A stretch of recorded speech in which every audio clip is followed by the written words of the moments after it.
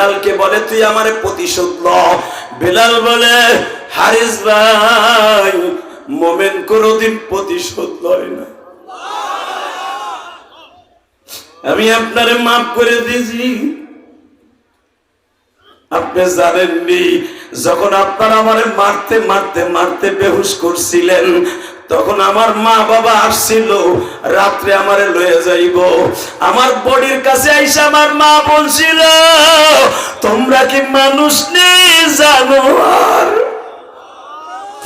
এইভাবে আবার বিলালের চামড়াটা তোমরা পাহাড়ের সাথে রাইখা দিলা, কালো মানুষটারে লাল রঙে পরিণত করে দিলা।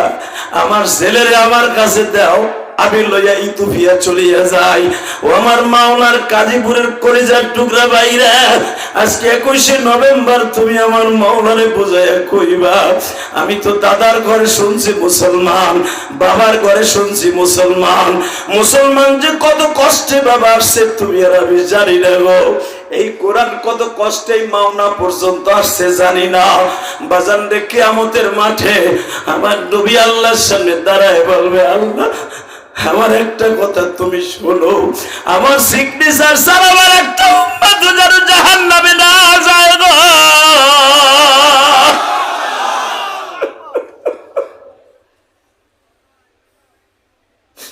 আমার আল্লাহ বলবেন, নবী আপনারে তো আমি দুনিয়ায় থাকতে ওয়াদা করছি, আপনার সাথে ওয়াদা না দিয়া কোনো একটা উম্মত জাহান্নামে যাবে না।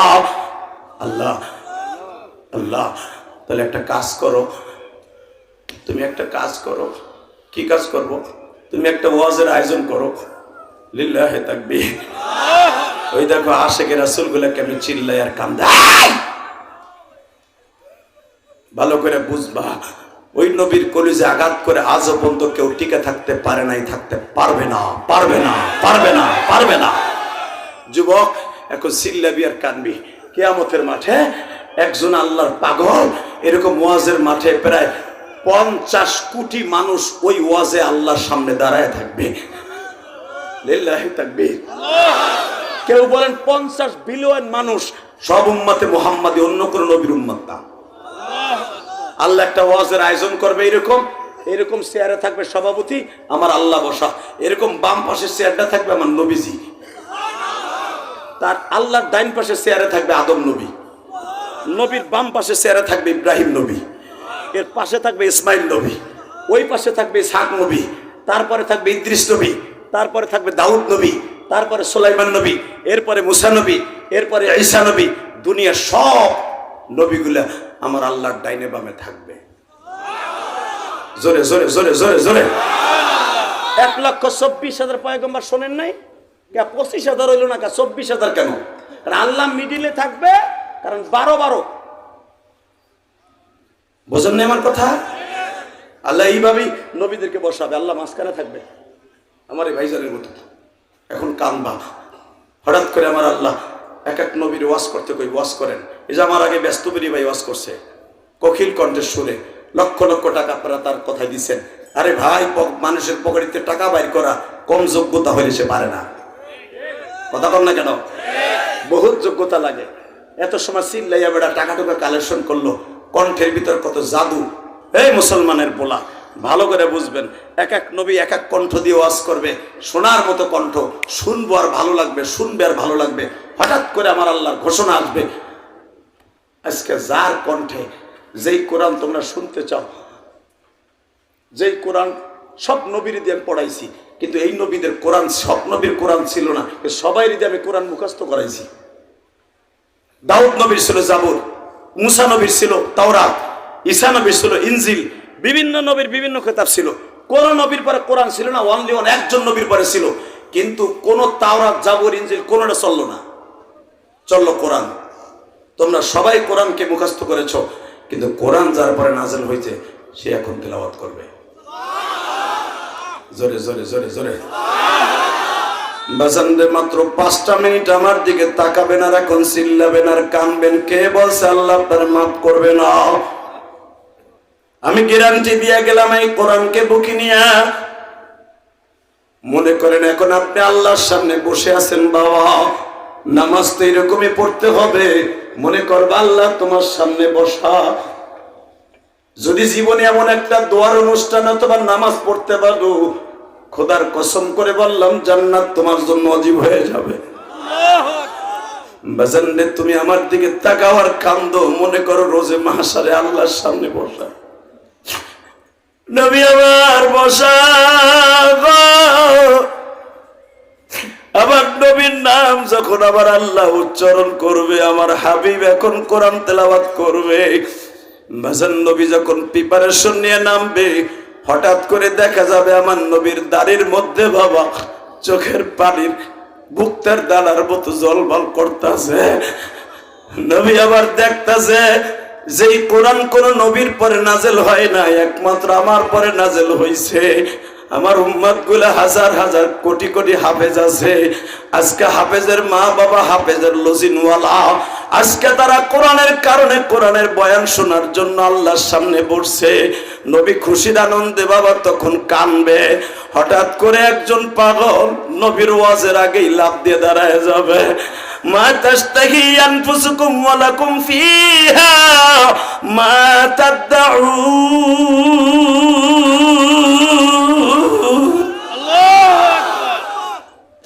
আল্লাহ তুমি না কইছো কিয়ামতের মাঠে যা চাবো তাই পাবো। আমি একটু সাহস করে দাঁড়াইছি, আগে আমার উত্তর দাও। আমি জানি আজকে যা বলবো তুমি কিছুই বলবা না। এক নম্বরে তোমার কাছে একটা প্রশ্ন করি, সেই প্রশ্নটা হলো দুনিয়ার যত নবী পাঠাইছিলাম সবাই কোরআন তেলাওয়াত করলো, সবার গাল ভরা দাঁত দেখতেছি, কিন্তু তোমার হাবিবের দুইটা দাঁত নাই কেন?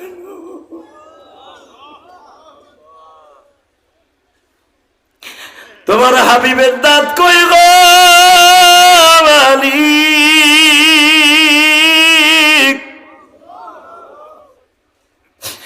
পুরা ময়দানটা বাবা স্তব্ধ হয়ে যাবে। ওই লোকটার আওয়াজে তোমার নবীর দুটা দাঁত ভাঙ্গা কেন? দুনিয়ার সব নবীর গাল ভরা দাঁত, তোমার নবীর দাঁত নাই কেন? একজন লোক পাশের থেকে লাফ দিয়ে বলবে, এই জন্যই তো বিশ্ব নবী তার মৃত্যুর সময় 7 তারিখ জিব্রাইল ঘরে ঢুকছে, 8 তারিখ আমার নবী সবার কাছ থেকে বিদায় নিছে, 10 তারিখ মসজিদে নববীর নিচতলায় বসে নবী বলছিল, সাহাবীরা আমারে মাফ করে দিও, রাজনীতি করতে যে অনেক ভুলভ্রান্তি হয়ে গেছে। আমি 11টা বছর এই দেশের প্রেসিডেন্ট ছিলাম, মক্কা বিজয় করছি, অনেক সাহাবী আমার দ্বারা কষ্ট পাইতে পারো, আমারে আল্লাহর রাস্তায় মাফ করে দিও।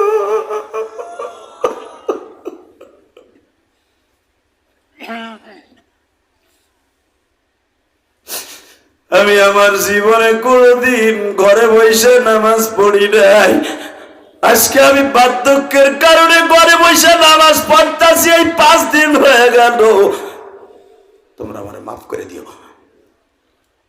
বাজান এখন চিল্লাবার কান্দা। তখন আমার নবী বারবার সাহাবীদেরকে বলতেছিলেন, আমি সবচেয়ে বেশি দুর্বল হয়ে গেছে আমার এই ভাঙা দাঁত দুটার কারণে। আমার এই দাঁত দুইটা সারাটা জীবন আমার গোস্ত সবাই খাইতে দেয় নাই, যখনই গোস্ত দাঁতের নিচে পড়তো আমি ব্যথায় লাফ দিয়ে উঠতাম। তোমরা আমারে মাফ করে দিও, তোমরা আমারে মাফ করে দিও। ঠিক 11ই রবিউল আউয়াল, এখন চিল্লাবা।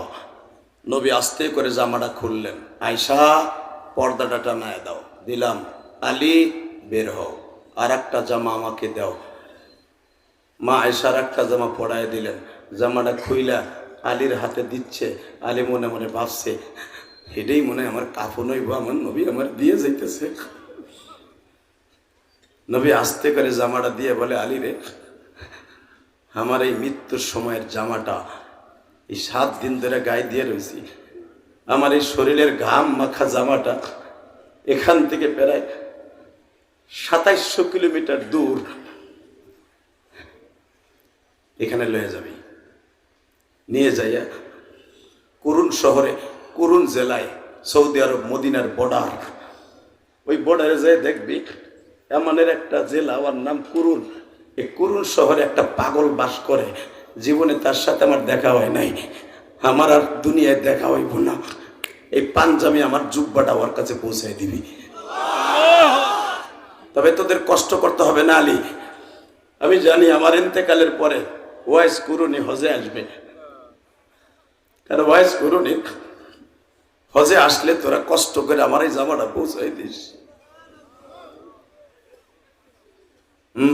আমার নবী চলে গেলেন কয়েক মাস পরে হজের মৌসুম। হজের মৌসুমে বাজার প্রধানমন্ত্রী হলো আবু বকর, স্বরাষ্ট্রমন্ত্রী হইতেছে হযরত ওমর, আইনমন্ত্রী হইতেছে বাবা হযরতে আলী, ধর্মমন্ত্রী হইতেছে ত্রাণমন্ত্রী। দুইটা মন্ত্রীর দায়িত্ব হলো ওসমান গনি। আল্লাহু আকবার জোরে বলতে হবে। ও বাজান রে, স্বরাষ্ট্রমন্ত্রী আলী, আইনমন্ত্রী স্বরাষ্ট্রমন্ত্রী ওমর, আইনমন্ত্রী হযরতে আলী। হজের মৌসুমে বাবা আরাফার মাঠে খুতবার ভিতরে বললেন, ইয়ামান থেকে যারা যারা হজ করতে আসছেন, হজের শেষে কাবাগরের সামনে দাঁড়ায় আপনারা আমাদের সাথে সাক্ষাৎ করবেন। স্বরাষ্ট্রমন্ত্রী তো তোমাদের দেশের আসাদুজ্জামান কামালের মতো না বাবা। ওমর বলছে, হজের পরে আমার সাথে দেখা না করে কেউ দেশে যাইবা না। স্বরাষ্ট্রমন্ত্রীর আদেশ, এমনের কোন মানুষ হজের থেকে ওমরের সাথে দেখা না করে যেতে পারবে না। বাজান রে, বিদায় তফ শেষ হইল, সবাই জুমার দিনে অ্যাটেন্ড করলো। ওমর জিজ্ঞেস করলেন, এমান থেকে কে কে হজে আসছে? এখন চিল্লাবার কানবা 132 জন হাজি হাত জাগাইছে। জিজ্ঞেস করছে, কুরুন শহর থেকে কে আসছে? আমরা এই কয়জন আসছি, তোমাদের মধ্যে ওয়াইজ নামে কেউ আসেনি? একজন লাভ দিয়ে দাঁড়ায়, কয় সে তো পাগল, এটা তো পাগল। হযরত ওমর চোখটা লাল করে বলে, পাগল হোক আর যাই হোক, কই আছে বলো? আমরা শুনছি হজের পরের দিনে সে তায়েফে চলে গেছে, আমাদের কাছে বলে গেছে এখানে আমার মজা লাগতেছে না, আমি ওইখানে যাই যেখানে গেলে আমার মজা লাগবো। কি মজা লাগবে জানি না তায়েফে। বাজান, এই যে আমার মাথায় যে চুল দেখছেন, হজের থেকে আসিয়া সর্বপ্রথম শুধু দুই পাশে কাটছি বাবা। শুধু আপনাদের দুইটা পাও ধরে বলবো, আমার ভাই ব্যস্ত করি আমারে বললে, এবার তো 2 মাসের মতো হজে কাটাইলেন, উমরায় কাটাইলেন। বাজান, সৌদি আরবের এমন কোন জায়গা নাই যেই জায়গা আমি এই বছর যাই নাই। প্রত্যেকটা জায়গায় মাহফিল করছি বাবা। আমি শুধু আপনাদের দুইটা পাও ধরে বলে দিয়ে যাই, খুঁজিয়া খুঁজিয়া নবীর স্মৃতির জায়গাগুলো বাইর করছি বাবা। ইয়ামানের বর্ডার দাম্মাম, এই দাম্মামের বর্ডারই হলো ইয়ামানের বর্ডার। এই বর্ডারে যখন দাম্মামে গেলাম, ওয়াইস কুরুনের কথা আবার ভরে পড়ে গেল। ওয়াইস রে, তুমিও তো আমার নবীর আশেক, আমি ইলিয়াসুর রহমান জিহাদিও তো আশেক। আমার কথা শুনে কত মানুষ কান্দে, কত সভাপতি কান্দে, কত মা হারা মা বোনেরা কান্দে গো। আমি তো জীবনে আমার নবীর একবারও দেখতে পারলাম না।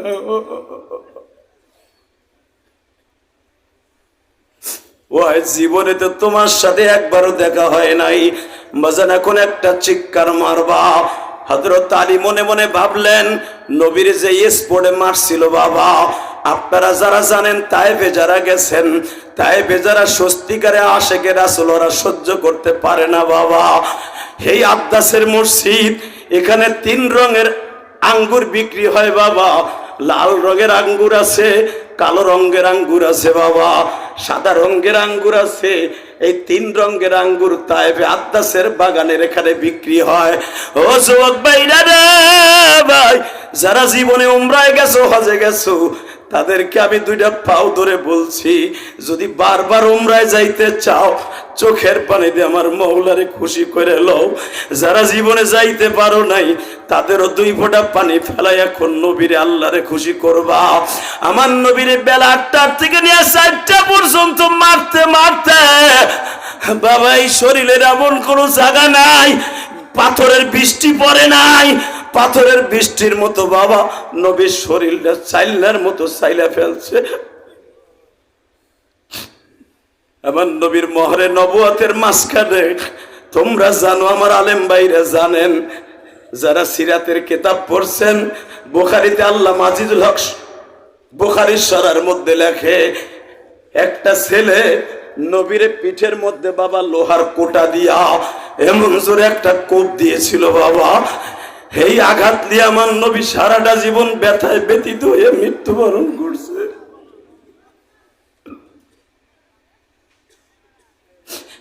এবার কলিজার টুকরা মাওনার বাইরা রে, আমার নবী জীবনে কোনোদিন শীত হইয়া শুইতে পারে নাই বাবা, শুইতে গেলেই নবীর ওইখানে টাটাই তো চিল্লাই তো বাবা। এবার আমি আপনাদের দুটা পাও ধরে বলে দিয়ে যাই, সঙ্গে সঙ্গে দেখতেছে ঠিক আদাসের বাগানের ওইখানে একটা পাগল জিন্নি শূন্য একটা জামা গায়ে দিয়া একটা পাহাড়ের উপরে সেজদা দিয়া কান্তাছে আর বলতাছে, নবী এমন টাইমে আসলাম যেই টাইমে আপনারা পাইলাম না, কিন্তু পাথর পাইছি নবী, পাথর পাইছি, পাথর পাইছি। কান্নাকাটি করে ডাইন দিকে নজর করে তাকায় দেখে হযরতে ওমরে লাফ দিয়ে দাঁড়ায়, আস্তে করে ডাইন দিকে সালাম ফিরে বলে, কিরে ওমর ভালো আছেন? বাম দিকে নজর দিয়ে কয়, কিরে আলী ভালো আছেন? হযরত ওমর আর আলী কয়, জীবনে আপনার লাগে দেখা হইল না, চিনলাম না, জানলাম না, কোন যুদ্ধে আপনার মতো চেহারার কোন কোয়ালিটির লোকরে পাইলাম না, চিনলেন কেমনে? হে ওমর, আগে জিজ্ঞেস করি, তুমি না আমার নবীর শ্বশুর? তুমি না আমার নবীর জামাই? তুমি তো আমার নবীর মাথার করোনা টাইনে উঠাইছিলে, তাই না আলী? আলী, তোমরা যদি নবীর জামাই হওয়ার শ্বশুর হও, গাল ভরা দাঁত কে? দেহ দিয়ে আমার একটা দাঁতও আসেনি। আপনাকে কষ্ট হয়ে গেছে? মাইকের আওয়াজ কমে গেল করে ভাই, জেনারেটর চলতেছে না? আল্লাহ জোরে কোন আমিন। ভাই নবীর যদি দেখতে চান এখন এক ফোঁটা পানি ফেলাইয়েন। এই যে দেখেন আমার ডাইন পাশে বই আল্লাহর বান্দা কান্দে, পিছনে কমিটির লোকরা কান্দে, এমনি এমনি না, কান্না এগুলো অভিনয় না ভাই, এই কান্নাটা ভিতরের থেকে আসে, আর যাদের ভিতরের থেকে আসবে খোদার কসম ওই কামিয়াব, ওই কামিয়াব, ওই কামিয়াব, ওই ব্যক্তি কামিয়াব, ওই ব্যক্তি কামিয়াব, ওই ব্যক্তি কামিয়াব, ওই ব্যক্তি কামিয়াব, ওই ব্যক্তি। দেখো একটু কান্না আসে কিনা। তুমি ধনী হওয়ার গরিব হও, আল্লাহ করার চেহারা দেখে মাফ করবে না, আল্লাহ তোমার অন্তঃকরণ দেখে মাফ করবে। এবার দেখাই দাও। ওমর বলে, এই দাঁত কি হয়েছে আপনার? শুনবা? আচ্ছা শুনবো পরে। আপনি নবীর এত আশেক, এত আশেক, আপনি দাঁত ভেঙে গেলাইছেন, তোর নবীর লাগে দেখা করতে চান নাই? আপনি কত যুদ্ধ করছে নবী, 27টা যুদ্ধে নবী অংশগ্রহণ করছে, আমাদেরকে পাঠাইছে, দাঁত ভাঙছে, হান করছে, তান করছে, তুমি যাও নাই কে? ওয়াইজ বলে, কেন যাই না শুনবেন তাহলে? লিল্লাহে তাকবীর, লিল্লাহে তাকবীর। আমার আমি তোমার সাথে আশেক কম ছিলাম না। তুমি যেই সময় জানোয়ার আসিলা মক্কায়, জানোয়ার কালেমা পড়ো নাই, আনোয়ার তো হয়েছে তুমি 36 বছর বয়সে, আর আমি ওয়াইজ করুনি মাত্র 25 বছর বয়সে কালেমা পড়ছি। জোরে জোরে জোরে জোরে জোরে জোরে। আমরা 8 ভাইয়ের মধ্যে 6 বোনের মধ্যে আমি ওয়াইজ হলে সবাই ছোট। আমার জন্ম দক্ষিণী মায়ের বয়স 100-র উপরে ছিল। যুবক এখন কানবি, 100-র উপরে আমার মায়ের বয়স। আমি বারবার আমার মার কাছে গাঁটটিটা বাইন্দা তাবলি গলাকে মতো কইতাম, মা আমি একটু নবীরে দেখতে যাই মক্কায়। চাচার কাছে কালেমা পড়লাম, নবীর চেহারার বিবরণ শুনে একটু দেখে আহি নবী কেমন। যারে দেখলে বলে ক্ষুধা লাগে না, যারে দেখলে বলে চোখের জুতি বাইরে যায়, যারে দেখলে বলে মা জীবনে কোনোদিন তার চেহারা বলা যায় না। ও মা একটু দেখে আসি, মা একটু দেখে আসি। একদিন যামু, 2 দিনে যামু, 2 দিনে আমু, মাঝখানে একদিন থাইকা নবীরে পরাণ বইরে দেখে আবার আয়া পড়বো। আমার মায় কয়, না তোর যাওয়ান লাগবো না। 13 বছর চেষ্টা করছি, পারি নাই। 11 বছরে বলতে 3য় হিজরিতে যখন শুনতে পাইলাম আমার নবীর দাঁত ভাঙ্গে দিছে ইবনে কুমাইয়া, উবাইদুল্লাহ ইবনে কুমাইয়া, আকাশে বাতাসে মানে ভাসতাছে, পাখির গানে গানে শুনতাছি, মুনাফিকরা বলতেছে মুহাম্মাদের দাঁত ভেঙে দিছে, মুহাম্মাদের বাহিনী হুঁশিয়ার হয়ে যাও, তোকে দাঁত ভেঙে দিব। আমি আমার মার কাছে যে বললাম, মা আর জীবনে কোনোদিন তোর কাছে কম মনে আছে নবীর দেখতে যাবো, কারণ কোন মুখলে দেখতে যাবো, আমার নবীর দাঁত ভেঙে দিছে। ওয়াইজের মা বলে দিগায় নবীর দাঁত ভেঙে দিছে না। হ্যাঁ, ওই হেনতে একটা পাথর আনতো, পাথর আনছে 5 কেজি ওজনের একটা পাথর দিয়া ওয়াইজের হাতে নিয়ে কয়, তুই নবীরে বেশি ভালোবাসোস না আমারে বেশি ভালোবাসোস? মা, আল্লাহ কোরআনে কইছে ওয়াকাযা রাব্বুকা আল্লা তা'বুদু ইল্লা ইয়াহু ওয়া বিল ওয়ালিদাইনি ইহসানা। আমার ইবাদতের পরে একমাত্র খেদমত করবা মা বাবার। আল্লাহর অর্ডারের দিক দিয়া তোরে ভালোবাসি বেশি। আল্লাহু আকবার বলেন। আবার নবী বলছে লা ইউমিনু আহাদুকুম হাত্তা আকুনা হাব্বা ইলাইহি মিন ওয়ালিদিহি ওয়া ওয়ালাদিহি ওয়ান নাসি আজমাইন। আল্লাহু আকবার। তুমি মুমিন না যতক্ষণ পর্যন্ত আমি নবরে তোমার মা বাবা স্ত্রী পুত্র ওয়ান নাসি আজমাইন জমার সিগা সারা দুনিয়ার মানুষের সাথে আমি নবীর বেশি ভালোবাসা করবা। সেদিক দিয়ে আমার নবীরও ভালোবাসি, আমার জীবনের চাইতে নবীর ভালোবাসি, তোরেও জীবনের চাইতে ভালোবাসি। পট করে কয় তাই না, পাথরটা হাতে নে, নিলাম। নবীর দাঁত ভাঙছে না? হ্যাঁ, তোর দাঁত ভাঙ। এখানে যদি আমার মা হইতো, নবী দাঁত ভাঙছে এখান থেকে 2700 কিলোমিটার দূরে, তোর সমস্যা কি? নবীরে ভালোবাসো বাসো, দাঁত ভাঙবি কে? মা কারে কয়, এ ওয়াইস পিড়াইয়া পিড়াইয়া দাঁত গুলা ভাঙবি, আমার হাতে দিবি, দেখি নবীরে কত ভালোবাসস তুই। জোরে জোরে জোরে জোরে জোরে জোরে জোরে। এই মা ডাবা কেমন আর পোলা ডাবা কেমন? মার হাতের তা পাথরটা নিয়ে একটা গুতা মারছে, কয়েকটা দাঁত ভাঙ্গে মার হাতে দিয়া কয় যে মা কাপড়ের আসলে বাইন্দা কয় বাকিগুলা কোনটা ভাঙছে জানি না। পিড়াই পিড়াই ভাঙ্গে মার হাতে দিয়া মা কাপড়ের আসলে ভাঙ্গে কয় মালিক তোমার নবীরে কইও ওয়াজের মায়ের আসল ভালোবাসা দেখাই দিলাম। দুনিয়ার সন্তান বিপদে পড়লে মা যাইয়া তারে বাঁচায়, আর আমি আমার সন্তানের দাঁত গুলা ভাঙ্গার অর্ডার দিলাম। তাহলে তুমি বুঝালাও কুল ইন কুনতুম তুহিব্বুনাল্লাহ ফাত্তাবিউনি ইউহিব্বুকুমুল্লাহ। তোমারে আর তোমার নবীরে কত ভালোবাসি, তোমারে আর তোমার নবীরে কত ভালোবাসি, তোমারে আর তোমার নবীরে কত ভালোবাসি। ইন্টারভিউ দেখাই দিলাম, মা আসলে আল্লাহু আকবার জোরে বলতে হবে। হে ওয়াইস এদিকে আয়, তুই আমার কাছে প্রশ্ন করবি না যে তোরে আমি কেন নবীর কাছে যাইতে দেই না? জিগাবি না? যুবক এখন চিল্লাবি আর কানবি, মা কেন, মা কে? আমি তো ভাবছিলাম তুই তো মুনাফিক হয়ে গেছ, কেন নবীর কাছে যাইতে দেস না? ওয়াইস রে, যখনই তুই গাঠটি বুঝকা বাইন্দে যাওয়ার জন্য রেডি হস, সঙ্গে সঙ্গে আমার নবী রাত্রে আমারে বার্তা দেয়, ওয়াইসের মা তোমার ওয়াইস যেন আমার কাছে না আসে। ওয়াইস রে,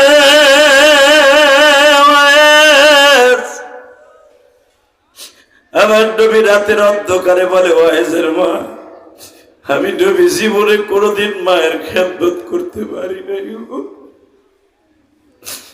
আমারে দেখার জন্য 100 লক্ষ সাহাবী আছে, সদা সর্বদা 50,000 60,000 সাহাবী আমার মদিনায় বসবাস করে, মহিলা পুরুষ দিয়ে সবাই আমারে দেখতে পারবে, কিন্তু তুমি একমাত্র মা, তোমারে দেখার মতো ওয়াইস ছাড়া আল্লাহ ছাড়া কেউ নাই। আমি নবী তোমার ছেলেরে আসতে না করলাম, ওয়াইস রে এই জন্য বলি তুই যাইতে পারবি না বাবা। ওয়াইস একটা ডাক দিয়া কয়, মা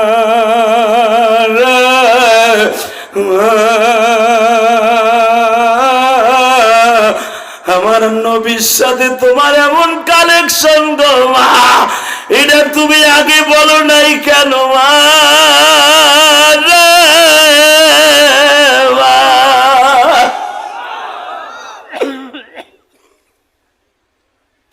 ওয়াইজ আরো শুনবি কি, কিয়ামতের মাঠে আমি তোর দাঁত গুলে নিয়ে মওলার আদালতে উঠবো, আমি মা বলবো আমার ওয়াইজের দুধের দাবি ছাইরা দিছি। দুনিয়ায় সব নবীরা পর্যন্ত মায়ের দুধের ঋণের কাছে দাঁড়ায় থাকবে, আমি আমার ওয়াইজকে বলবো আল্লাহ আমার ওয়াইজের দুধের দাবি ছেড়ে দিছি, আমার ওয়াইজের দাঁতের বিনিময় আমার নবীর গরিব উম্মত গুলারে মাফ করে দাও। এ কলিজার টুকরা যুবক ভাইরা রে, যারা ওয়াইজের মায়ের মতো মা, যারা ওয়াজ শুনতে আসছেন গো মা,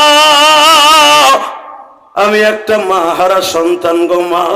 আপনার আমার মায়ের ওয়াজ শুনিয়া বাবা সারা দুনিয়া পাগল হয়ে গেছে। আমি দেখতাছি মায়ের প্রেমিক এখানে অনেক আছে। এই যে সভাপতির হয়তো বাবা নাই, মা আছে কিনা জানি না। এই পৃথিবীতে যার মা নাই ওর মতো দুঃখ মেয়ে কেউ নাই, যার বাবা নাই ওর মতো দুঃখ মেয়ে কেউ নাই।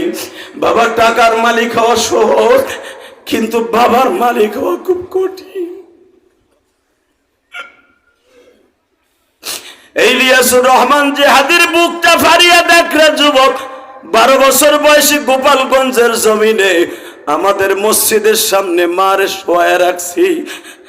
জানি না গো মা তুমি কবরে কেমন আছো গো মা, তবে আমার বিশ্বাস মা তুমি ভালো আছো মা, তুমি ভালো আছো মা।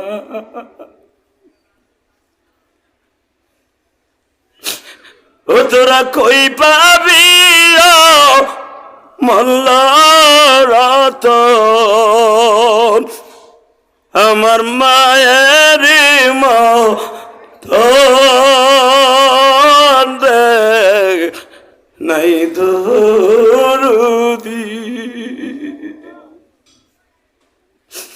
ভিজা জাগায় মায়া শুয়ে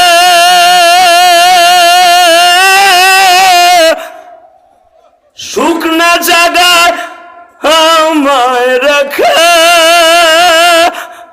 মা।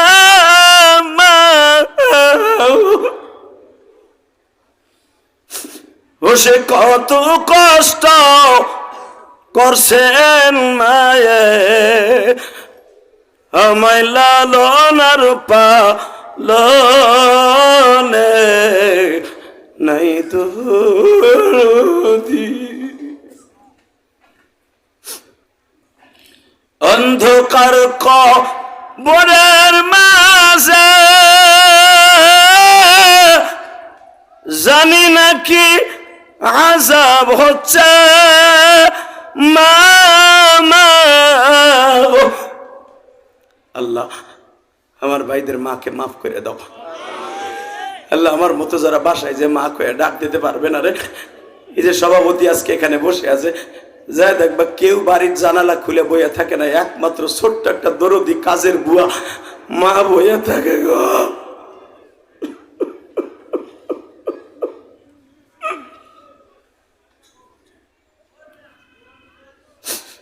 আল্লাহ দেখো কারা কাম দেয়। আল্লাহ এদের সকলে বাবা মারে মাফ করে দাও।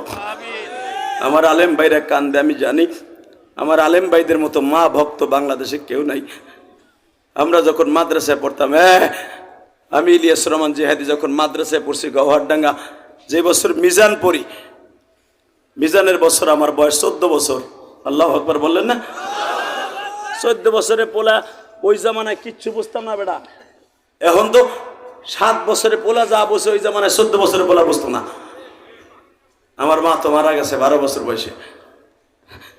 আমার পড়া নিশ্চিত হয়ে গেল আমি আর পড়তে পারবো না, কারণ সৎ মা ঘরে, আব্বার কাছে টাকা চাইলে আব্বার দিতে কষ্ট হয়, কারণ আমি তো গরিবের পোলা, আমি তো ধনীর পোলা না। আমার ছেলে মেয়ে বলবে যে আমি ধনীর পোলা, আমার ছেলে মেয়ে বলবে আমরা ধনী পোলা, আমি বলবো আমি ফকিন্নির পোলা। ভালো করে বুঝেন, আমি কখনো কোনো আজে বলি না আমি কোটিপতির পোলা, আমি ফকিন্নির পোলা। আমার আব্বা আমাকে মাসে 30টা টাকা দিতে কষ্ট হইতো।